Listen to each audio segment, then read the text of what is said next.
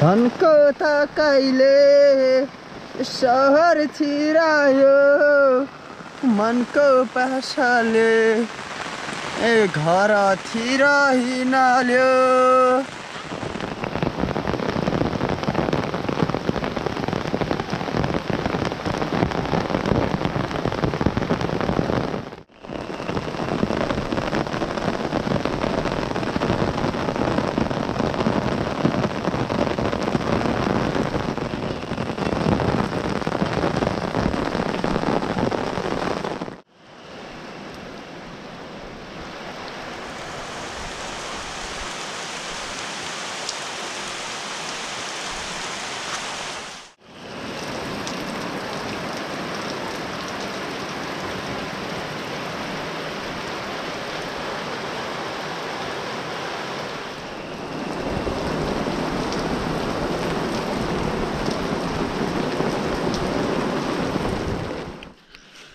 केटाहरू भने चाहिँ यति बेला रफ्तारमा आफ्नै करेसाबारीको मकै कुटाइरहेछन् गोरिरहेछन् अथवा है गाउँतिर यस्तै हो गाउँतिर मजाले काम गर्नुपर्छ एकदम एक्सर्साइज नि हुन्छ बडीको नि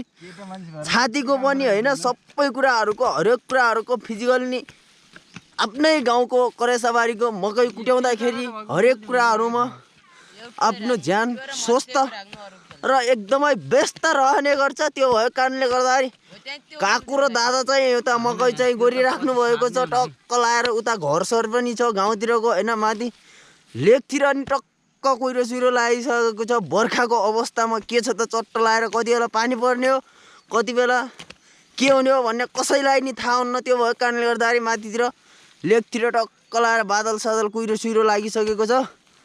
अनि त्यसपछि चट्ट लाएर मकै सबै कुटाइरहेछन् के छ अङ्कल हजुरको केही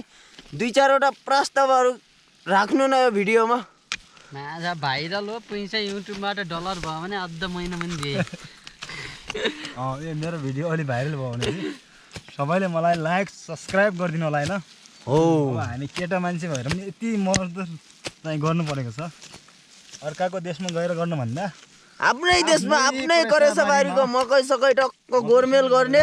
त्यसपछि भदौ असोज कार्तिकतिर टक्क परेर के छ त भाज्ने अनि त्यसपछि चट्ट लाएर चुहाउने त्यसपछि खाने हाम्रो यो स्टक भएको कारणले हामी बाहिर देश नगएर हामी आफ्नै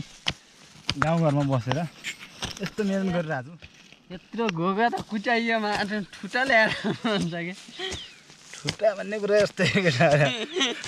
त्यो अवस्थामा ठुटा चाहिँ पाउँदैन हैन त्यही भएर अब मकै चाहिँ गर्नुपर्छ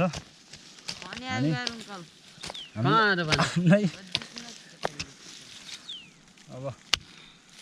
पानी आयो भने के गर्ने हो त यहाँ गरिबको मासु जोगाउँ